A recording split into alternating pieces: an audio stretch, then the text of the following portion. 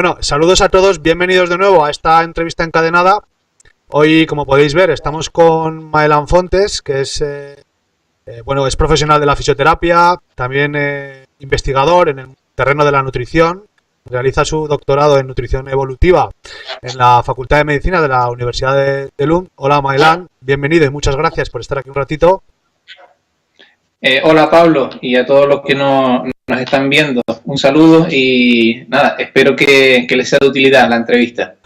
Bueno, Maelán está acostumbrado a entrevistas bastante técnicas en cuanto a su labor de investigación, el terreno de la nutrición evolutiva, etcétera. Hoy igual no va a ser tan técnico, pero yo creo que va a ser de mucha utilidad porque Maelán, aparte de su labor como fisioterapeuta y como investigador en la Universidad de Lund, bueno, pues también es formador y yo creo que, más que aparte, yo creo que derivado de esa labor de investigación, pues también hace labores y actividades de formación en lo que a evidencia científica se refiere, sobre todo en lo biosanitario. ¿No es así, Maelán? Sí, correcto, Pablo. Creo que en todas las profesiones relacionadas con la salud, y la ciencia en general, la bioestadística es una asignatura que debería ser obligatoria y básica, pero sin embargo no lo es. Yo, por ejemplo, descubrí la bioestadística o aprendí bioestadística cuando ya estaba en un proceso avanzado de mi formación, lo cual me hizo entender que mucha información que yo leía antes, pues no podía juzgarla de una forma adecuada.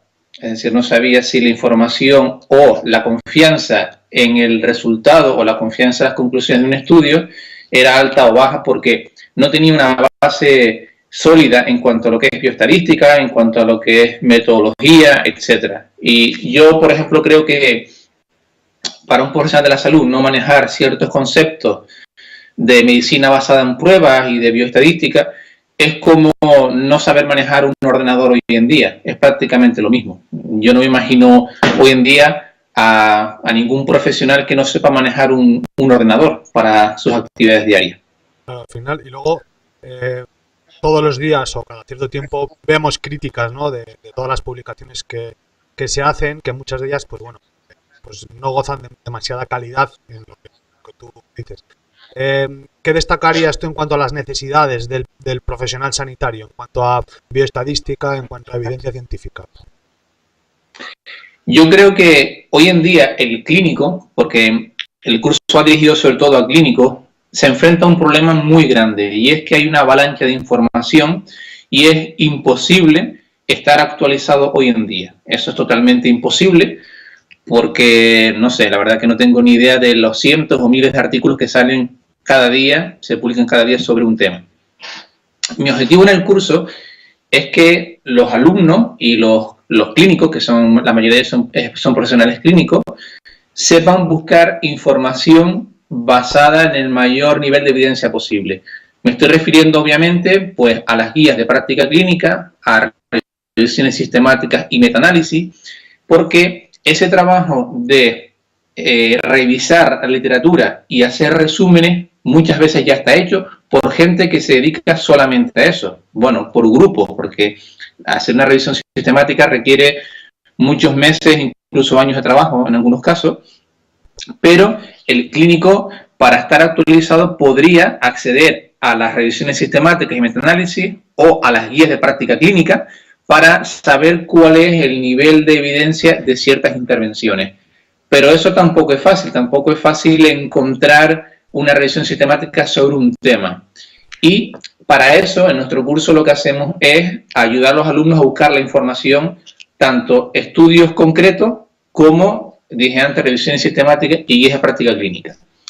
Y el curso se divide en tres partes importantes. La primera sería plantear preguntas clínicas, porque si no tengo una buena pregunta no puedo hacer una buena búsqueda en Internet, en PubMed o cualquier otro buscador.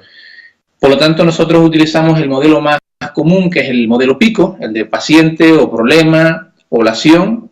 La I corresponde a intervención, la C a comparación y la O outcome, que en español es desenlace. Yo enseño en este curso a plantear una pregunta PICO con este modelo y con base en eso se realizan una búsqueda sistemática, que una vez entendido unos pasos básicos es muy sencillo, para que el clínico tenga o sepa encontrar los artículos más relevantes sobre ese tema. Y finalmente, cuando tenemos una serie de artículos, haremos una elección de varios de ellos. Enseñaremos también cómo se hace una lectura crítica de un artículo. Esas son las tres bases o los tres pasos importantísimos en nuestro curso. Y luego más adelante pues explicaremos cosas básicas de bioestadística que al final, si se entiende con ejemplos claros, es fácil luego de entender. Bueno, pues recapitulando un poco, tanto para el profesional sanitario, incluso como para el estudiante que esté haciendo pues un trabajo fin de grado, fin de máster, personas que... Correcto. Yo, por ejemplo, estamos empezando con el doctorado, pues para todas esas necesidades, la importancia, ¿no?, de plantear esa pregunta clínica, de hacer una buena revisión y de tener ese criterio a la hora de saber discernir entre trabajos y entre publicaciones, ¿no? Creo que es muy necesario. Ayer precisamente hablaba con una estudiante del grado de nutrición humana, ya en cuarto curso, que es, bueno, pues alumna interna, que ya está muy encarrilada hacia la investigación, y me decía eso, que precisamente ve carencias en que tendrían que estar más en la vanguardia la formación, ¿no? Ve carencias en esa formación, en la renovación de conocimientos. Yo creo que, no sé cómo lo ves, a lo mejor tendrían que dar más información respecto a no solo a la evidencia científica, sino también, por ejemplo, al terreno que estás investigando tú, que es la evolución, ¿no?, en lo que a nutrición se refiere, ¿no? ¿Cómo lo ves eso?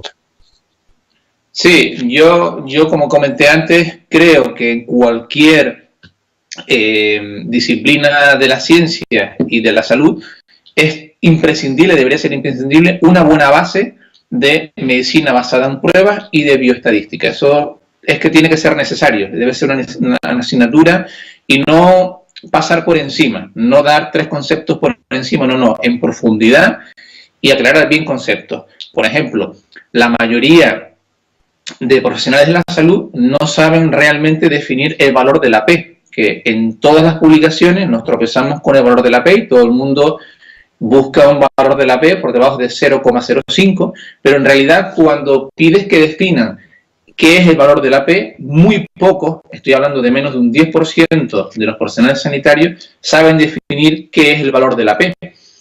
Por lo tanto, nos encontramos ante un problema muy grave de que se leen estudios, estamos haciendo intervenciones o se llegan a conclusiones, pero no se sabe interpretar correctamente qué es el valor de la P, por ejemplo, sin entrar en más cosas como medias, desviaciones estándar, etcétera. Y luego, en cuanto a la evolución, yo estoy totalmente de acuerdo que al menos deberíamos considerar la evolución cuando hagamos tanto investigación como a la hora de buscar información, de leer de forma crítica artículos, intervenciones. Creo que debemos considerar la evolución porque, como todas las especies, sufrimos adaptaciones y nos vamos adaptando a las condiciones ambientales. Y la adaptación no se produce tan rápido, aunque hay ejemplos de adaptaciones muy rápidas, como por ejemplo la típica, que la persistencia de la lactasa de adultos es una de las adaptaciones más rápidas que ha ocurrido en el ser humano, pero se dio porque hubo unas condiciones ambientales, una presión ambiental muy fuerte, pero no siempre es así. No siempre la adaptación es tan rápida a diferentes componentes de la dieta. Y por lo tanto, hay que tenerla por lo menos en cuenta. O sea, yo creo que es algo importante.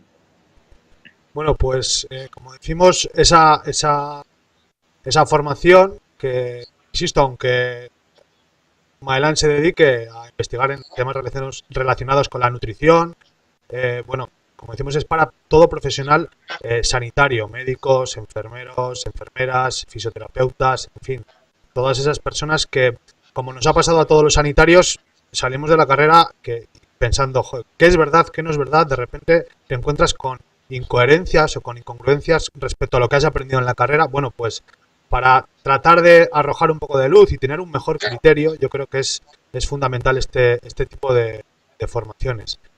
Bueno, Maelán, un verdadero placer. No sé si quieres comentar alguna cosa más.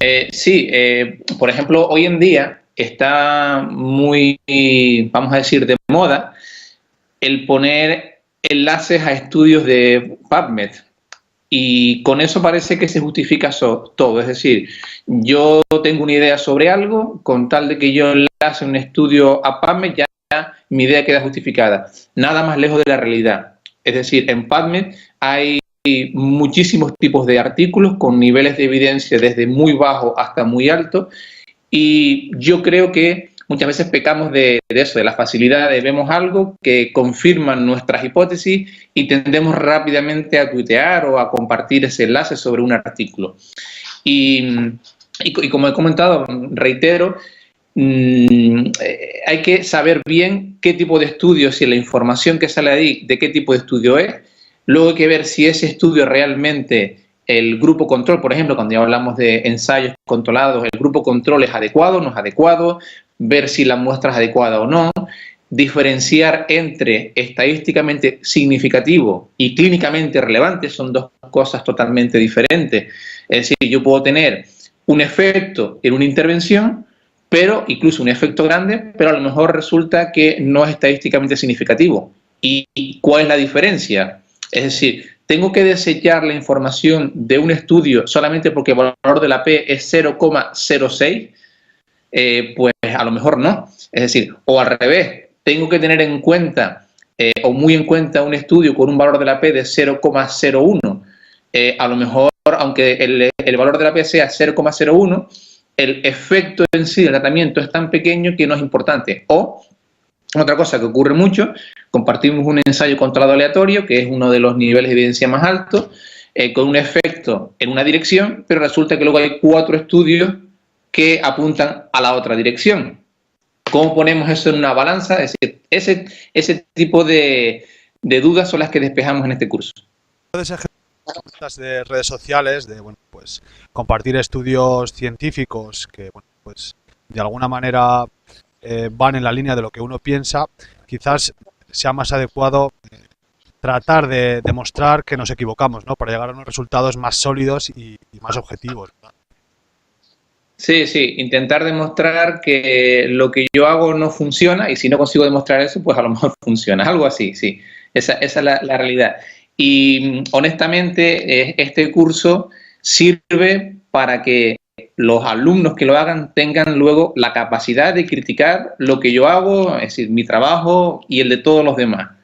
Yo creo que, bueno, es verdad que vende más un curso sobre un tema, es decir, yo tengo mucha más demanda de cursos sobre temas concretos que yo estudio que este curso, pero en realidad es más importante este curso que todos los demás que yo pudiera ofertar. Es verdad, es decir, mucha gente me pide cursos sobre temas en concretos, por ejemplo, sobre dieta paleolítica, sobre evolución, me lo pide muchísimo más que un curso de nutrición basada en pruebas o medicina basada en pruebas, pero honestamente es más importante este curso que los demás. No digo que los demás no sean importantes, pero con este sabrán llegar a la información que ellos quieran y sabrán cribar la información y filtrar la información. Y luego también hay que tener en cuenta que el ser humano siempre tiende, o sea, siempre tenemos sesgo, no somos máquinas, sino también sería aburrido. Es decir, si fuéramos máquinas, esto sería muy aburrido, pero bueno, hay que intentar ser lo más objetivo posible y yo lo hago pues dando herramientas a los alumnos para que ellos mismos sean críticos contra mí. Y es la única manera de aprender y de avanzar, porque si nos conformamos con lo que creemos, no avanzamos mucho. Maelan, pues por mi parte solo me pedirte que le pasaras el testigo a alguna persona, a algún profesional de la salud que consideres de interés. Aquí voy a dar ahora una respuesta que es objetiva y subjetiva a la vez, es decir, tiene un alto riesgo de sesgo porque es un amigo mío. Es Óscar Picasso, entonces yo le doy el relevo a Óscar para que lo entreviste. Y también tengo en mente a otra persona que yo creo que Óscar apuntará a la otra persona.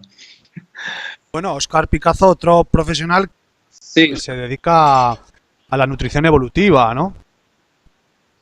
Sí. Y el siguiente, ya lo digo, va a ser Pedro Bastos. Entonces, primero Óscar, que lo tenemos aquí en España, y el segundo es Pedro Bastos, que está en Portugal. Así, por cercanía. Genial, pues testigo más que interesantes, los dos relacionados con la nutrición evolutiva, así que bueno, va a ser seguro de mucho interés para todos los que nos ven en este canal. Nada más, volverte a agradecer, Maelán, tu presencia aquí. Ha sido una charla más que interesante.